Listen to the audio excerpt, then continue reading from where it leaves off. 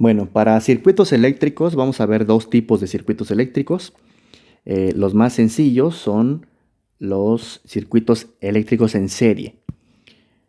Voy a utilizar esta imagen para ser más ágil en la explicación y obtenemos lo siguiente. Los circuitos en serie gráficamente tienen este diagrama. Cuando componentes eléctricos están conectados de esta forma, decimos que están conectados en serie.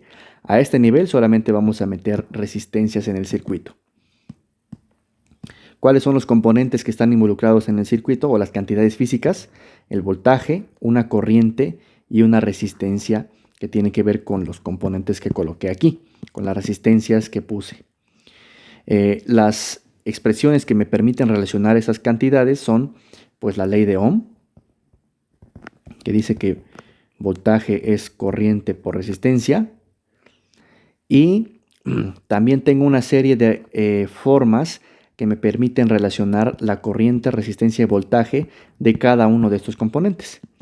En este caso, estoy llamando a esas cantidades R1, R2 y R3, I1, I2 e I3, que corresponde a la corriente que atraviesa cada una de las resistencias. Y también podríamos decir B1, B2 y B3 como al voltaje que atraviesa cada una de esas resistencias. Resulta que para circuitos en serie, la corriente que atraviesa cualquiera de estas resistencias es la misma. ¿Ok? Es lo que me está diciendo la primera ecuación. La segunda ecuación es una ecuación que me permite calcular la resistencia total de un circuito, que lo único que tengo que hacer es sumar cada una de las resistencias de manera directa. Perdón. Y el voltaje que tú le suministras al circuito se termina repartiendo en estas tres resistencias o en las resistencias que tú tengas en tu circuito. De manera que cuando sumas los tres voltajes obtienes el voltaje total. Por ejemplo,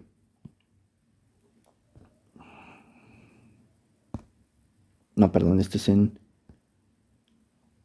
en paralelo.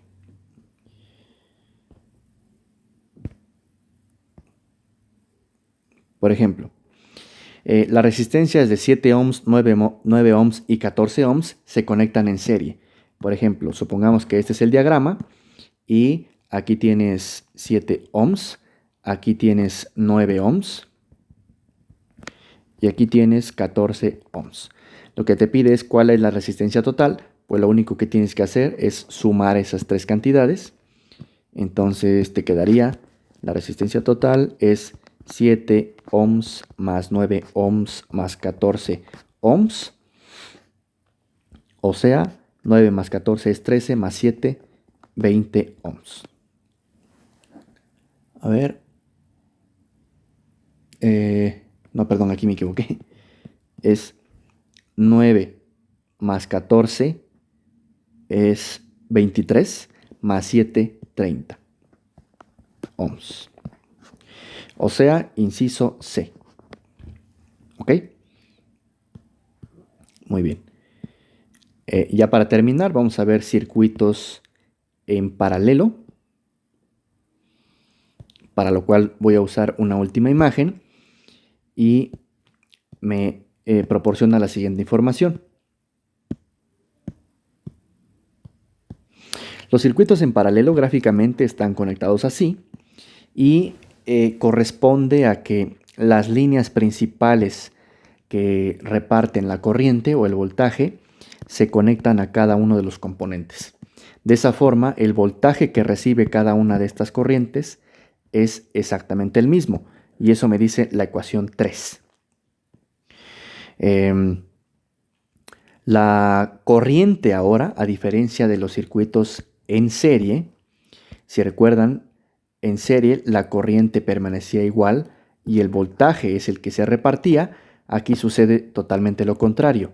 El voltaje es el que permanece constante y la corriente es la que se reparte. Si tú con este voltaje y esta corriente pudieras calcular la resistencia total y usas la ley de Ohm, puedes calcular la corriente total que circula en todo el circuito, que es esta.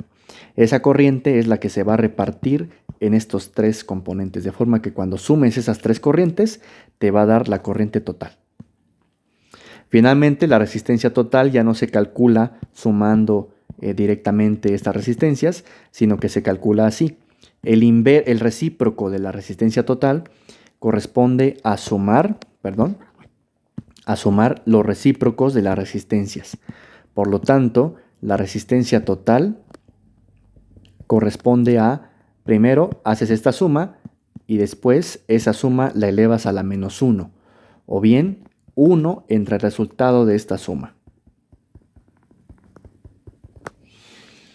Por ejemplo,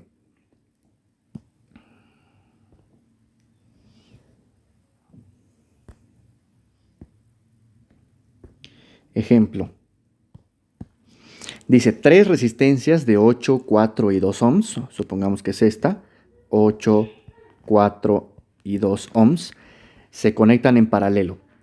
Y una corriente total de 21 amperes se distribuye entre las 3. ¿Cuál es la diferencia de potencial aplicada al circuito? O sea, me está preguntando por el voltaje total. Por la ley de Ohm, el voltaje total es la corriente total, que ya me lo está dando, por la resistencia total. Pero la resistencia total no me la están dando, solamente me están dando las 3 resistencias individuales. Entonces, primero lo que tengo que calcular es la resistencia total.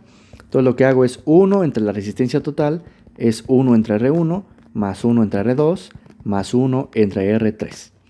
Que en este caso quedaría 1 octavo, más 1 cuarto, más 1 medio. ¿Cómo hago esta suma? El mínimo común múltiplo es 8. 8 entre 8, 1 por 1, 1. 8 entre 4, 2 por 1, 2. 8 entre 2, 4 por 1, 4. 4, 5, 6, me quedan 7 octavos. Esto es 1 entre la resistencia total. Por lo tanto, la resistencia total corresponde a escribir 1 entre este número. 1 entre 7 octavos, que esto no es otra cosa que voltear la fracción y me queda 8 séptimos de ohm. Esa es la resistencia total.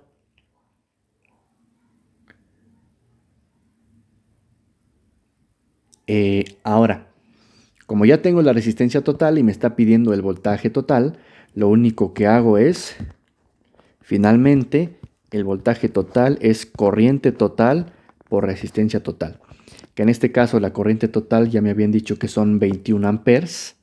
Entonces lo colocas por la resistencia total, que lo acabamos de calcular, que son 8 séptimos de ohm. Y esto, 21 entre 7 te da 3, por 8 te da 24.